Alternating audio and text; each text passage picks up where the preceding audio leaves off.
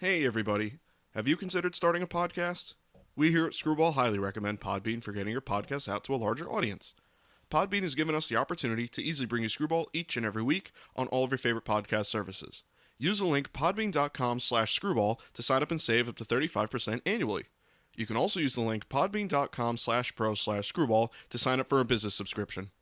Happy podcasting. Hey everybody, welcome back to Screwball, a baseball podcast, your home for everything baseball. I'm your host Mike Lepre, here with my co-host Frank White. Hey, how's it going? This is episode 123 of Screwball, and this week we have a pretty big docket of news, ranging from all kinds of stuff, from MLB, from outside of the MLB deals, big outside of the MLB deals, and just that kind of everything in between. So I guess let's just start and jump right into it, as we usually do, into our news section, and get into some of these hot topics we have. So the number one piece of news I have here this week, as probably on a lot of people's radar, is the Julio Rodriguez deal.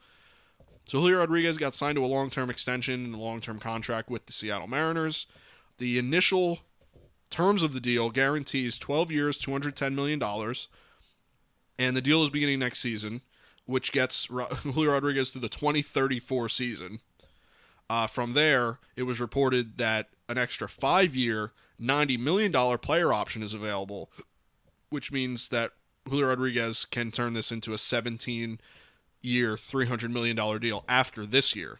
And he's a young guy, so this deal alone, if he took that option, 17 years, he'd be what? He'd be 38 by the time this deal is over, and pretty much have the entirety of his career played, depending on how good he is, and I believe there's a full no trade, which is probably standard for deals this big. So Julio Rodriguez is getting an absolutely monster deal for his age.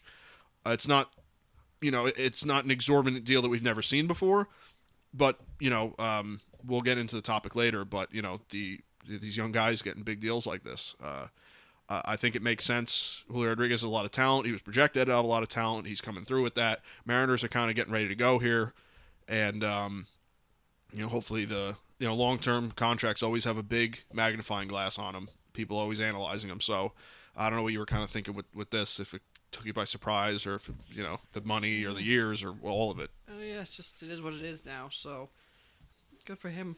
Good for the Mariners right now. We'll get into our topic later. It's going to be kind of around these early contracts. So we'll get into that once we get through some of these other pieces of news. So. Yeah.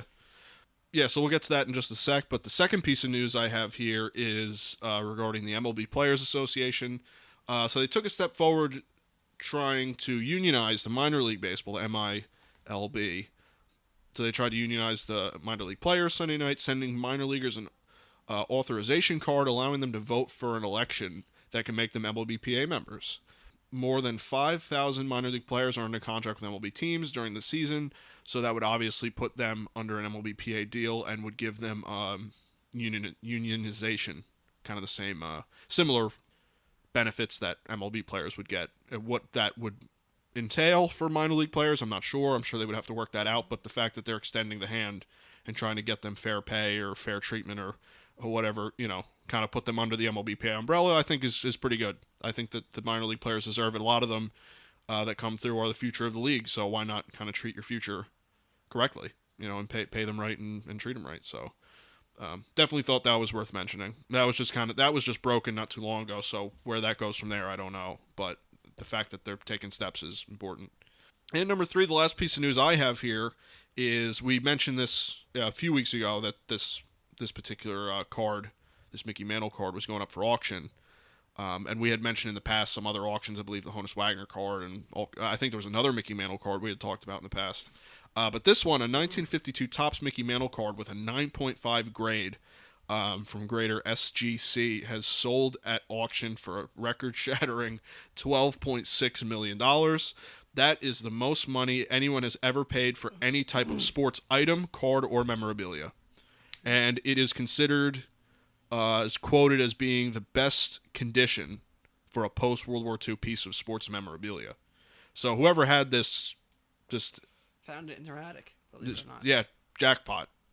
And maybe that's to their benefit that it was just sitting in their attic. It wasn't really exposed to whatever else. Who knows how it was kept? Maybe it was in a case. At 9.5, I'm sure it had to have been in some condition to where it wasn't getting any sort of deterioration, which is incredible.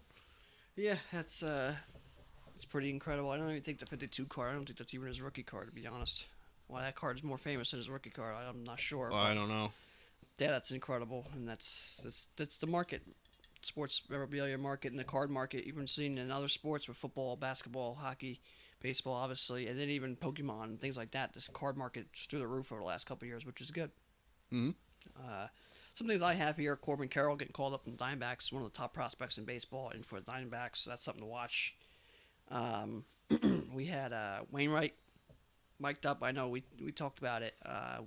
Me personally, I'm not a huge fan of having them mic'd up during the game, but having him mic'd up pregame, doing his ritual or his routine, I should say, and then being in the bullpen, I thought was great. But in game, I think it's a little. I'm not a big fan of it. Yeah. But right there before the game, doing his routines, talking about his routines in the bullpen, what he does, seeing and kind of showing how he does about things, I thought was great. And it's just a learning purpose for other people, players, young players, coaches, kids, things like that, fans. So I thought that was pretty cool. And the other thing I got here is Mets had their Old Timers Day. It was, one of the biggest things they want to do. A big piece of news. They're having their first Old Timers Day, essentially. Brought back a lot of players, Bartolo Colon, and some real, fun players. So in this area, I know a lot of Mets fans, kind of liked it. But with that, I thought they did make a massive error during that Old Timers Day, and that being retiring Willie Mays' number. No reason for him to retire his number. He played, 1 year? I think maybe 2 seasons there. I think 1 or 2 years, yeah. Yeah, there's no reason for that. I don't care how good Willie Mays was for another team. He did nothing for your team. Require having him retire his number. He played there in the 70s, too. It wasn't It was even like 73 and 74. Mm. Yeah, it just doesn't make sense. He's a great player, don't get me wrong, but why? Why? Why did you do that? It's like the Braves should retire Babe Ruth's number 3 then. Right, yeah. I don't. So I thought that was just an error. I don't know. Didn't make sense. Yeah, I agree. I don't know. It was weird. Wasn't a big, huge fan. I'm not nothing against Willie Mays. It just doesn't make sense. Yeah. What was why did you do it? If you can explain why you did it. Right. What was the reason? Because he was a good player for another team? Well, then that's really kind of opening the door for everybody to get, You can retire every number. Yeah. So it just doesn't make sense. And a number like 24, kind of, it's a pretty premier number for a team, He didn't even do anything. It wasn't like he won the World Series or, I don't know. It just didn't do anything. Yeah. I don't know. It didn't make sense to me. Anyway. But otherwise, the thing we wanted to get into was the topic, which we brought up with Julio Rodriguez's deal. The early contracts. And I think it is good for the players, obviously. But it's good now for the players. It's going to be bad, I think, later for the players. And I think it could really be a big, big, big problem for teams. They keep doing this. Reason being, John Singleton. Mm-hmm. Essentially the first one that did this. Mm-hmm. That didn't work out. And he got very little money, but a long deal. Now you got Julio Rodriguez, who could be up to 18 years. What do you do if he's just not good? We've seen guys have a year or two. I don't want to really say Chris Davis, because he didn't come up and right away was real good and then kind of faded off. But right. But what if he just starts getting hurt? The Tulowitzki idea. Yeah. What do you do at that point? Tatis is a great example. Mm-hmm. What do you do there? Yeah, perfect example of what could go wrong. First year of 14 years.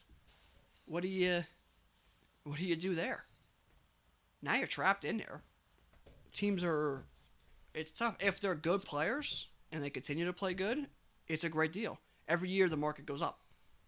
Every year it goes up, right? The money, inflation idea, right? Yeah. Every year, the money your contract should go up because the price of everything goes up. This is the way how things go. But, so in 5-6 years from now, you're going, oh boy, he's making $20-something million. That ain't going to be quite the same. Mm-hmm. So now you're going to have players, are they going to lock out or not lock out? Are they going to, hold out, I should say? Yeah. It's not going to come in because, I want more. Well, you sign an 18-year contract, or 15-year contract, 12-year contract. Like, no, you're 3-4 years in. No. Yeah. So now you're going to go back and forth with the teams, which we already have a rocky, relationship with some of these owners. So what happens there? Like, are we so could we be in a bad spot? Or the players feel like, well, way outplayed the money I'm getting in this contract. What you're signed for 10 more years. Yeah. What are you gonna do? You're gonna hold out for another deal? What are they gonna have to do a whole renegotiation of your deal? Cut it down 5 years, cut it down 6 years, but give you more money? I don't know. It seems like right now it's good for the players because obviously they can get hurt, they could be not good, and you're like, oh, I'm getting paid. Right. So it's great for the players. It feels like, though, if they continue to be the player they are, or trend to be the player they can be, superstar players, you're losing money, I think. Yeah, I agree. And you can say, oh, they're backloaded the deal. Well, that means they're losing money now. Average-wise, this is the amount of money you're getting. You're still losing money at some point if you become a superstar player. And then the team's just got to worry if the guy just doesn't play good or he gets hurt or things like that. Then you're starting to run into, okay, now I got this guy in the books for 15 years. We don't even want him. Who's taking that contract? Are you going to release him and eat all that money? Yeah. That's not going to be very good. So I feel like you're going to run into a problem. Obviously, we've seen Wander Franco get it. And obviously, look at the year. You know, he hasn't really done too much. He's been hurt and stuff. Tatis, obviously. We've seen Trout get a longer deal. His was a little bit different because he was a little older at that point. But some of these guys coming right up. You know, Michael Harris. Mm-hmm. Michael Harris, I thought, was actually a little more reasonable. Yeah, 7 years, $70 million or so. It's like, all right, well. But it's just, you could start running into some big problems if these guys don't turn out, or they turn into John Singleton or Jesus Montero. Look at the deal Jesus Montero would have got come up with the Yankees. Gary Sanchez, look at the deal he would have got. Oh, yeah. He would have got 12 years. Yeah, absolutely. After that half a year, he almost won Rookie of the Year. A lot of money, too. You know, but then you look at, well, the Red Sox should have done that with Devers. The Yankees could have done that with Judge. Yeah, you could do that. But then you could have done it, and you could have been John Singleton. It could have been Sanchez. It could have been Chris Davis. It could have been Mark Trumbo. Is a good one. You know, you start running into these problems. Although, what happens if the guy gets hurt and just never comes back? Yeah. Or, you know, I'm sure there's things that they can have in the deals, and there's things they can apply for as an injury, relief, and they get money back. Or in Jose Fernandez's case, you know, he passes away. I'm sure there's things they could do. They get relief and things like that. But I don't know. It just seems like it's quite risky to do all the time. Yeah, it's definitely a risk. And it could work out for you, but even if it works out, you could run into the problem of, well, now I'm going to hold out. I want more money. I want a different deal. I want this. I want that. We haven't really seen holdouts in baseball, but, you know, we've seen it kind of overrun other sports. Basketball's overran by holdouts. I want to get traded to this team to play with these superstars. Football's always been a holdout thing. Yeah. We've seen that more and more each year. So all of a sudden, you know, can that come to baseball? With these deals, I mean, yeah, and then you're on a team like the Mariners.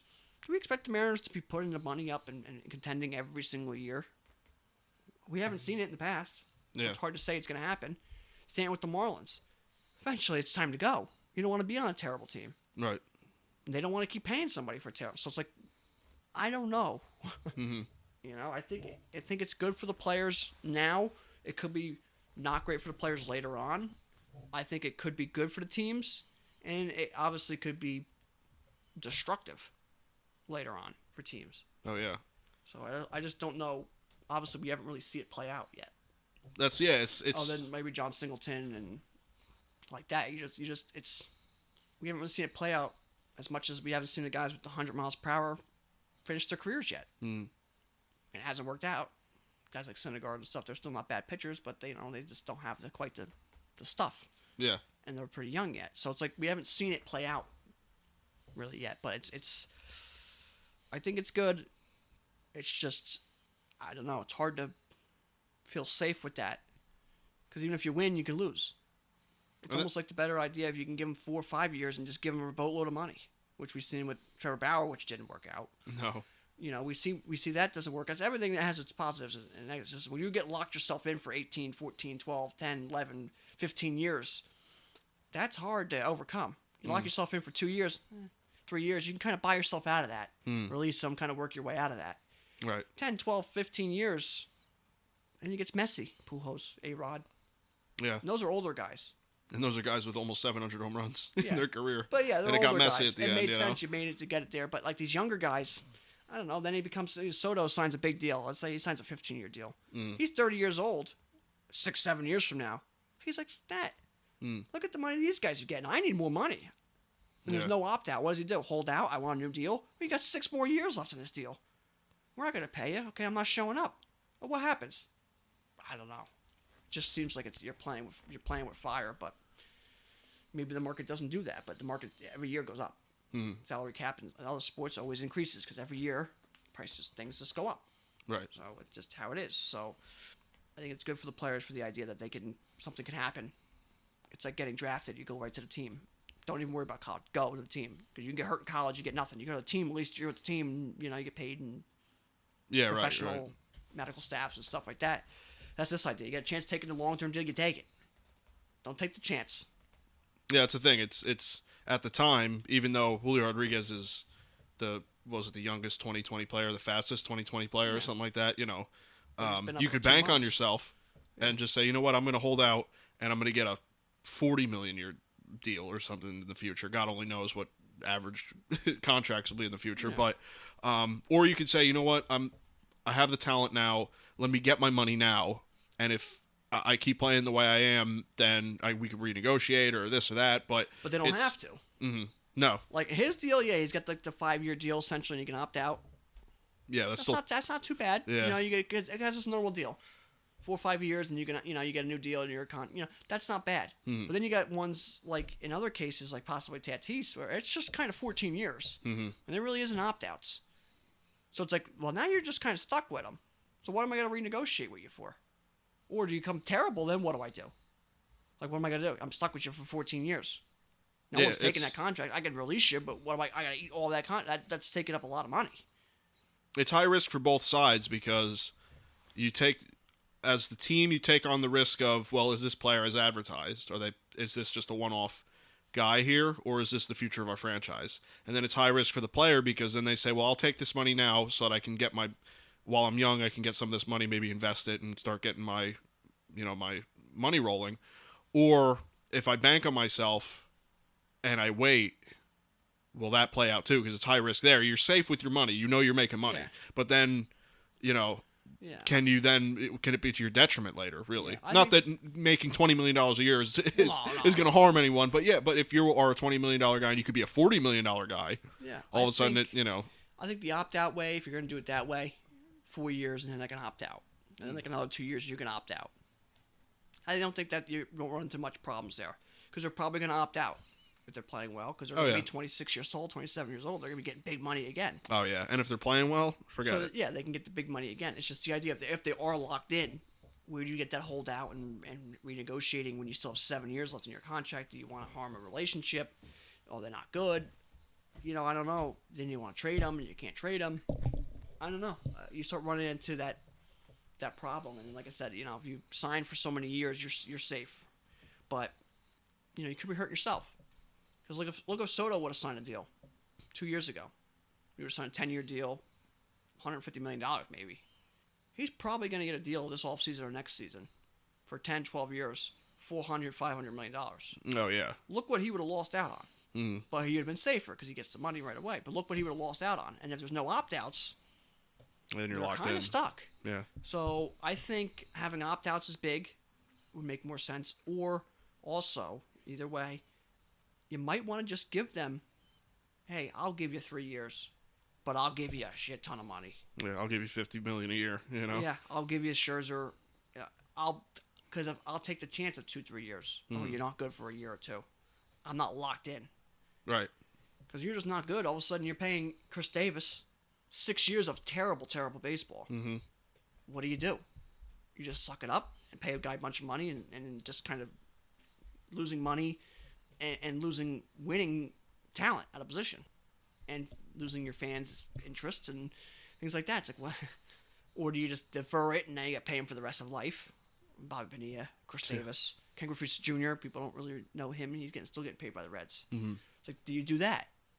So yeah. I think it's a give or take. It's just we're in a spot where we haven't really seen it done before at this young age. We've signed it when you're 28, 29 years old. They signed a 10-year deal. Yeah. Well, you get it. You're going to get 5 years of real good play, a year or two of okay play, then you kind of have a struggle towards the end. Right. Or they retire, and you kind of, yay. Yeah. It's like, I already finished here. But that's just how it did. We've seen it for 30, 50, 60 years of that way. Yeah. This is brand new. Yeah, it is definitely a new trend you're seeing with the... And I just know the first one I remember really happening was John Singleton, and it did not work. Yeah, I don't think he played more than 2 or 3 years. I don't think he even really made it to the majors. Yeah, it must have He just might been. have played 20 games in the majors. Yeah. And then suspended, never even played the minors much after that. And then you just look at the guys that, at this point, what it would have been, Sanchez is one. Mm-hmm. That wouldn't have worked. And Trumbo kind of came up and was pretty good there. Guys like that come up pretty quickly. And I'm sure there were conversations. I mean, even Trevor Story. Yeah. He came up and was unbelievable that year. And he would have got an unbelievable contract. He's a good player. He's an all-star player. But is he that, where he would get $500 million and you might have been second-guessing? Yeah, and then you look at Tatis, you go, oh, boy. It's just... He's making every bit of that deal look bad, 1 year in. Yeah. 1 year in. And if you would have did that, and you would have been like, well, you know what? See you later. I'll just take the money and give it to Soto. Now you have to pay both of them. See, you just run into... Yeah. So, it's just it's a gray area. We haven't seen, the end of the line yet with that. Yeah. Well, again, I compare it to the 100-mile-per-hour guys coming up. Michael Kopech, Syndergaard, guys like that. You haven't seen someone's career kind of play out that way yet. Other than a few guys, Rand Johnson, Nola Ryan. You can't judge them guys. Yeah. The 100-mile-per-hour guys, though. You look at Kopech. He don't even throw nowhere near that really anymore. Syndergaard doesn't either. And their careers really haven't even got going yet. So it's like it's hard to, kind of rely on that, pay for that, and then expect him to be the same pitcher even a while in, let alone 2-3 years from now. Yeah. So it's hard to, it's a guessing game, but 18 years, 15 years, 16 years, boy, that's tough. Yeah. That locks yourself in for a while. It sure is, yeah. Agreed. Instead of 3, 4, 5 years, or the opt-outs, or boatload of money now, and, things like that. I'm sure players, they don't really like taking short deals, but you're going to give them more money to take the short deal. It's something to consider. It makes more sense. Yeah, you're seeing these high-risk contracts. Analytic guys for years have been saying avoid the big deals, avoid the big deals, avoid the big deals. If you're a team. Obviously, if you're a player. But that's how you got to get a guy, because someone's going to give him a big deal. Right. It's the idea of the Pujols thing with the Cardinals. Well, we want to keep him, but, we're not going to give him the 10-year deal. Yeah. Why would we give him the 10-year deal? Yeah, so we're not even going to be in the running. Someone's going to give him a 10-year deal. Yeah. If no one does, then, he comes back home for a shorter deal. Mm-hmm. Yeah, so, it's weird because you can never expect the full 10, 12 years of a deal to work out in your favor as a team. But if you're doing it at 22 years old, maybe you do. Yeah, and we'll have to wait the 10 years to see where that ends up because we can't say right now. Maybe Tatis all of a sudden comes back and has, he'll never be in the same limelight, but maybe he has great playing seasons, Or he's never the same player. Yeah, or he just doesn't play, and then it's a really bad deal. Yeah, he's just rocking your paycheck in your pockets every week, and you're like, yep, that's... Just take your money and throw it away. Yep. So it's like, where do you... It's tough. It's tough. It's a gray area. We haven't seen it yet, and I don't know. I don't know where... Again, it's good. I think opt-outs and stuff like that would make more sense. And then if some of these teams you have to rebuild. And you can be, hey, we got to get this money out of our pockets here and trade him and let's rebuild. So let's not do that. It's hard to do it when you got a 15-year guy. And he wants to keep winning. Right. I don't know. And then, but it's safe for the players because they don't want to go into this free agency, which we've seen for a couple of years now, kind of be not great. Correa, just free agency kind of turned. So not going into the free agency pool right now is not a bad idea either, but... Yeah, so you have to pick and choose, So I think the small couple-year deal, a bunch of money, is probably better for the players, for the most part, but for the teams for sure. Yeah. Long term is definitely good for the players. More success rate for the players. It's just, again, you could kind of hurt yourself at the end or middle of the deals, but I guess you worry about that later. Yeah. A short deal, you get all the money now, you help yourself now, and then you become a free agent, you get another big deal. It just seems like it's more... And keep it rolling, You're more in tune with the free agency market. Like, oh, look, prices are going up. Besides me getting $20 million this year, I can get 25 now. Yeah. You can kind of keep yourself in tune, but you're getting smaller deals. You can kind of jump teams if you... Not that I'm a big fan of any of that. But if you're a player, you could jump teams. That team's no good anymore. I'm going over here for 3 years. I'm going to go over here for 2 years. I'm going to go over here for a year. I'm going to go over here for 3 years. Like, you just kind of jump around and just kind of pick the right spot at the right time. Right. So, it can work out, but in most cases, it usually ends badly, for one of the sides. Go ask Trout if it's working out. Yeah. That's for true. Because that hasn't worked. Well, we'll build around you. That ain't working. He could go sign somewhere if he wanted to. So it's tough. We just haven't seen the end of the road yet. not even once or twice really yet with these young deals getting it other than Singleton, and that didn't work. Right. So it's just hard. Yeah. It's something we're seeing all the time, every week. Michael Harris, Julio Rodriguez. We've seen Tatis last year. Wander Franco. I mean, that's 4 in less than a year's time. Yeah. Even though Michael Harris was a little bit more conservative, it was more of a 7-year, $70 million, that could whatever. hurt him. Yeah. In 3 years. What if he's batting 330s, 30 home runs, 50 stolen bases, he's a Gold Glove defender, and he's making maybe $10 million? Well, that didn't work for him. No. I mean, sure, he made some money, but it ain't working out. He could have easily doubled it. He could be making $400 million for the year and $30 million a year. Yeah. So he kind of locked himself in. But he's like, oh, at least I'm making good money. I'm on a team that I want to be on. So it matters, especially also the player's personality. What are they there for? You're there for winning and playing good, or you're there for a little bit more for the money, and hopefully we win later on. Like, what are you exactly playing for, too? So Right. we'll see. What does it do to players when they get the big contracts? Some guys kind of just like, Pablo Sandoval, thanks for the money, I'll see you later. Yeah. Or some guys take it and be like, now you're paying me, I'm going to even put even harder work in. That just depends on the person. Depends on the player. There's just so much to kind of... And it is a case-by-case basis. Some work out, some don't, or at least some you have a little bit more hope in. Tatis, I'm sure they had a lot of hope, but... yeah, well, already the injuries and the surgeries and then the PEDs, and it's already not great. Yeah. I'm sure if they could get rid of that, they might get rid of it. If there was like an opt-out plan right now, they probably would opt out of that. And just give it to Soto. Incredible. Yeah. That's how fast things turn with them. So. Oh, yeah. But just to wrap it up, John Singleton had 357 at-bats in the majors and had a negative .9 WAR, just to follow up on him, because that contract worked out for the Astros. That was in the mix of, we're going to rebuild, and we're starting to turn this thing around. And they kind of started that trend, and then that didn't work, and it's like, well... Yeah, it was about, he last played 2 years before they won the World Series, so he was primed and ready to help them out. But, he only batted 171. Yeah, and then legal substance, PDs, and then never played baseball. Yeah, I don't even know where he went from there. He's probably still getting paid. Probably, yeah. But yeah, so, with those deals, we'll have to wait 10 years to see with some of them, so I don't know. We shall see. Now let's do the wrap-up. The last piece of news that we have here, as always, is who's doing the best right now. So the Dodgers have the best record in the league at 88-38. They're 50 games above 500. While the Mets have the second best record in the National League at 82-47. The Astros have the best record in the American League at 82-47, while the Yankees have the second best record in the AL at 78-50. The Dodgers on the best run differential at plus 285, while the Nationals on the worst at minus 216. So none of the teams changed there. It's just the Dodgers going for the record too in that run differential. I was gonna say that's got to be close like to some record. 6 or something is the record. So. Yeah, it's like incredible. So right there. I literally read it and I was writing it down. I was like, this has got to be close to some record. They got to be pushing it because that's already a lot. Yeah. So, but again, you play let's be honest, their division's not good at all. No, you really just have the. You really just got the Padres. And they're really trying their best. At all. No. But some teams I got here that have been doing good. The Rays, Mariners, Braves, Phillies, Cardinals, and of course the Dodgers have all been playing good. Cardinals had a big series against the Braves. Took 2 or 3 at home. They've been playing really good baseball. Some cold teams: the Red Sox, White Sox just got swept at home from Arizona. The Marlins been cold. Pirates and Giants. Giants kind of fell out of chance out there for the playoffs at this point. I think they're like 7 out of the wild card. But those are some teams I got on hot and cold list or teams to look at for over the last 7 to 10 days. Yeah, White Sox. I just don't even know what to think at this point. I don't know.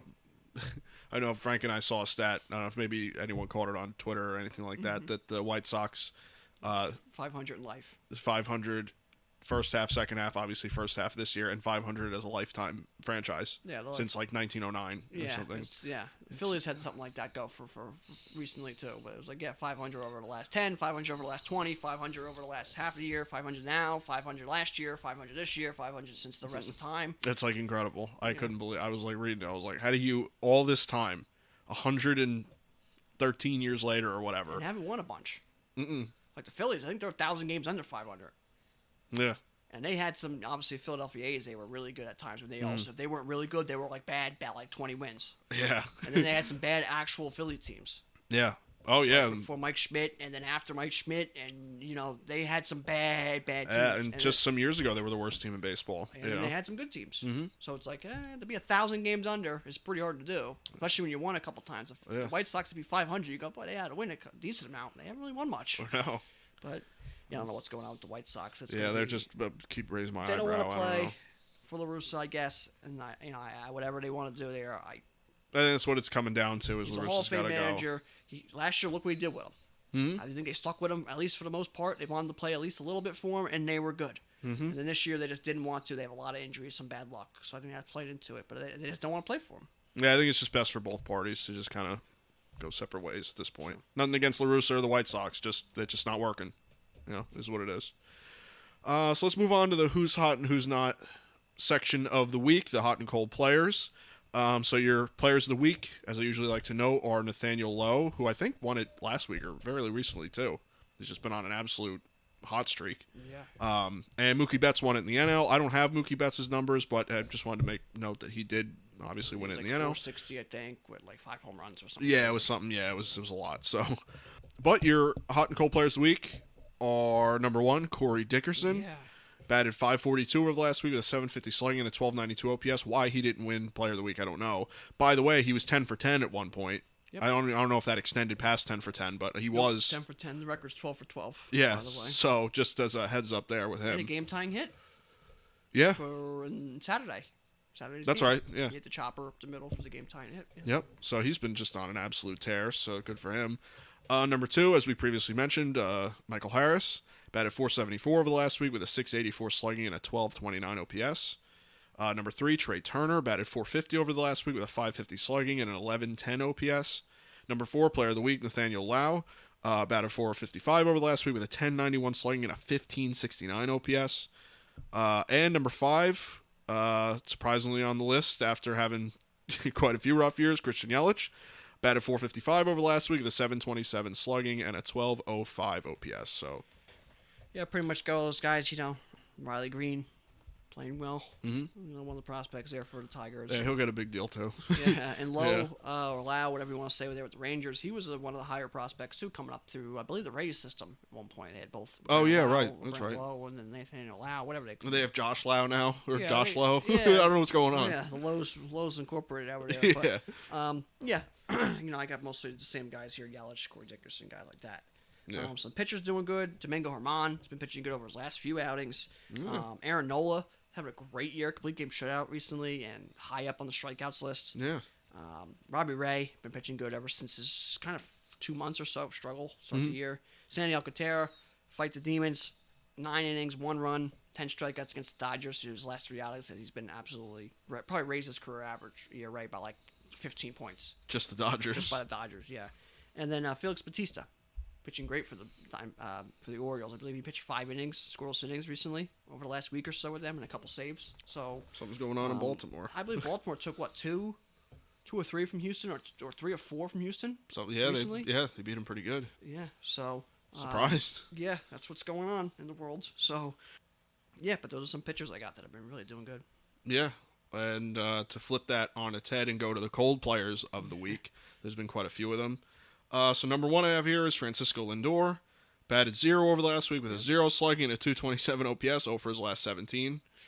Number 2, P.J. Higgins. Batted .059 over last week with an .059 slugging and a .170 OPS. What team does he play for? I have no idea. Do you even know who he is? I don't know why. I just feel like the Phillies is ringing a bell. I don't even know. Diamondbacks, P.J. Higgins. I don't know. Pittsburgh probably. Yeah, one of those. Yeah, I don't even know who he is. To be honest with you. No, I didn't. I you know, it's funny when I get names like this. I mean to write them down because I'm like, I don't know who you are.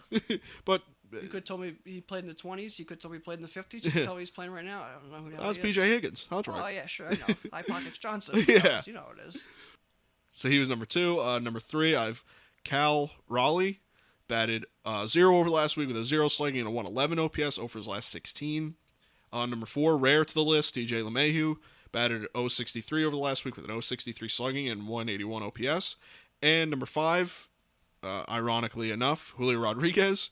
Batted .087 over the last week with a .348 slugging and a .508 OPS. I listed him last because his OPS and slugging was fairly high for an .087 average. Well, deal's not working. Yeah, back it up. Opt out. So, some guys I got here: Luis Arias, the AL batting leader. He's been cold over his last 7 to 10 days. I think he's dropped his average to about 320 on the year. It's like, ooh.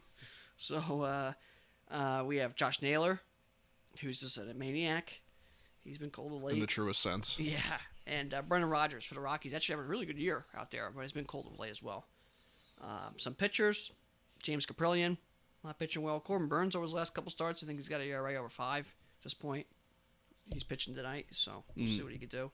Jose Urena, absolutely getting demolished out there. I think he's pitching for Colorado at this point. Yeah. Josh Hader's terrible. Josh Hader's the worst pitcher in baseball since, June? Yeah, I don't know what happened. 16.5 ERA. He's got the yips. Doesn't throw strikes. He hasn't been walking in over an abundance of people, but walks have been up. Mm-hmm. He's not missing any barrels. No one swings miss on him. And he's not even close to hitting spots. He just doesn't hit spots at all. But just no one's missing any of his stuff. It's like he's just throwing, he's right there. It's like a pitch machine. Absolutely terrible. I don't know what happened. Like this is one of the worst kind of pitching displays I've seen out of a pitcher in a long time. Especially of his caliber. Yeah, this is like, I don't even know what you can really compare it to. I don't know.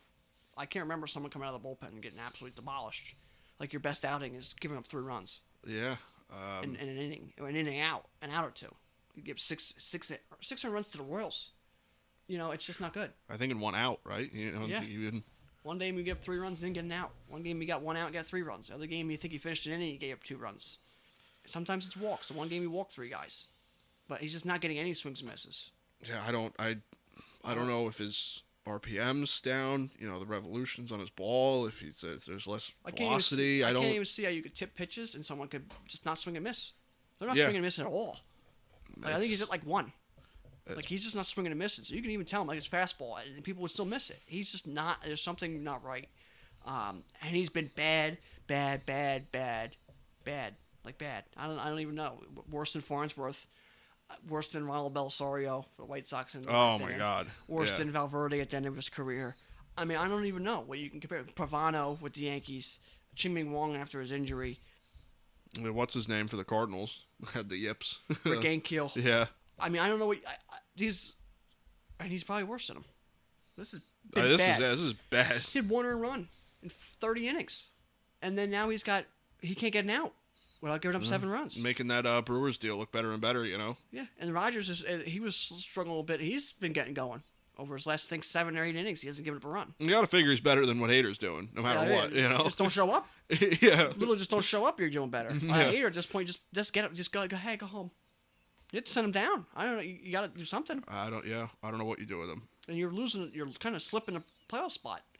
Yeah, you can't keep rolling him out there and basically give up the lead every time, even if you have a 6-run lead at this point. It's not safe. It was the 3rd inning. You can't pitch him, and they're not even going to pitch him. But they're losing grip on the playoff spot. Yeah, they're like 3 games up on that now. Yeah, I don't know what happened to him. So, but other than Hader, the last one I got here was Logan Webb. He's had a bad start or 2 here recently.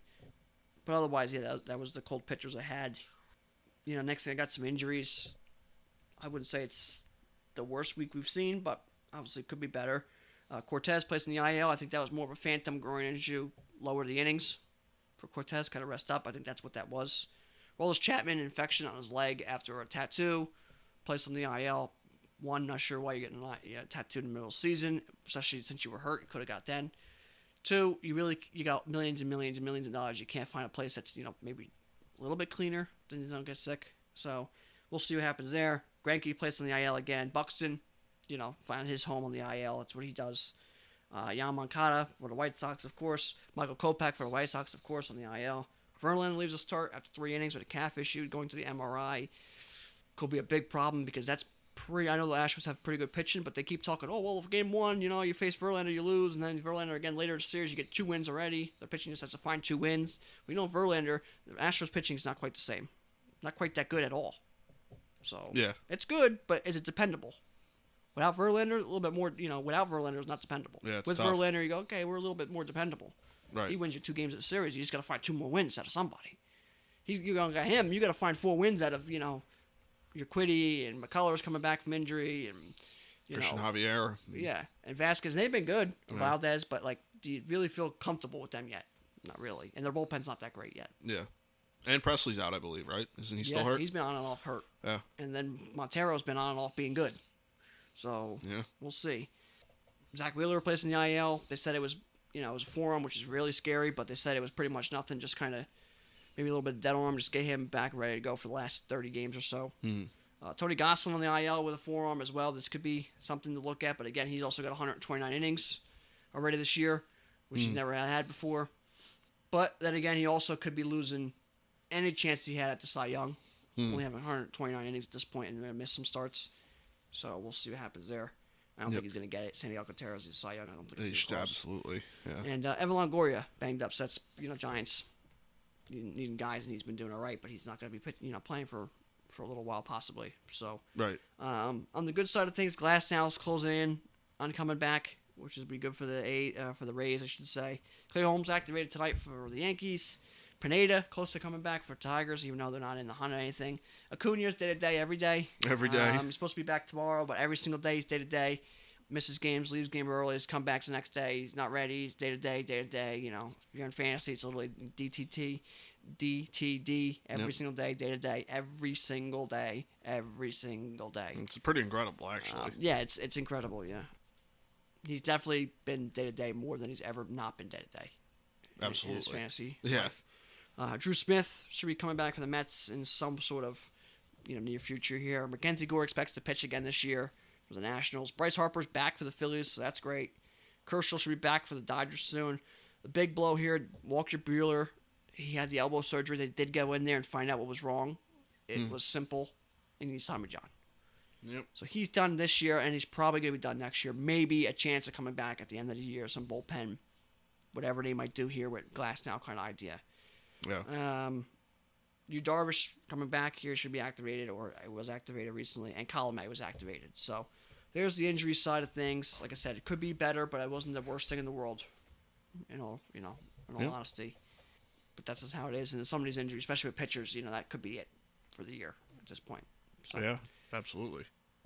Yeah. And the other one here, actually, last one I should say, I forgot to put him, but I just thought of it, was Flaherty for the Cardinals is one more rehab start, and he'll be back with the Cardinals. And that could be, with a team playing great baseball, that could be just one of the things they're missing is some pitching, and there could be the absolute missing piece to a team that can go as far as they want to go. Yeah. Oh, yeah, 100%. You got him back. Jesus. Yeah. So, but that's all I got there injury-wise. Yeah, not too bad. Again, as we've been saying for weeks, this is getting to the point where if you get a pretty rough injury, it's really pressing on playoff time. Or any pitcher injury. Oh, yeah. And then you got rehab. Minor league seasons are coming to an end earlier, so it's like, well, you kind of run out of time to get back ready to go. Yeah, it's tough. Then you're going to throw them back into a pennant race? Yeah. Or a wild card game? Yeah, throwing them right into the fire. So, you start running that risk. But otherwise, the last thing I got is the trivia question. I know we did a lot of talking of contracts here, so which player has signed the longest contract in MLB history? Not including opt-ins and opt-outs and team options, player options, blah, blah, blah, blah. Yeah, just guaranteed money. Just like I signed this is the amount of years I'm going to be here. So which player has signed the longest contract in MLB history? And mentioned it earlier, Fernando Tatis Jr. signed a 14-year, $340 million deal. That is the longest deal signed without the options and stuff. He signed that in 2021. Obviously has not worked. But Julio Rodriguez, his deal could be up to 18 years, $470 million, if with the options and the opt-outs and the hitting the clauses of this deal. So, but the one longest that he actually signed that you're getting is Tatis at 14 years. Mm-hmm. Yeah, I forgot Tatis got 14. We've seen Trout gets 12. Yeah, we've seen 10, 11, 12. Stanton get 10. We've seen A-Rod get 10 twice. Yeah. But and then you've got options after that can extend deals and all kinds of stuff. He's getting but 14, 14 it's like a hockey contract, really. Yeah, and it's not worked.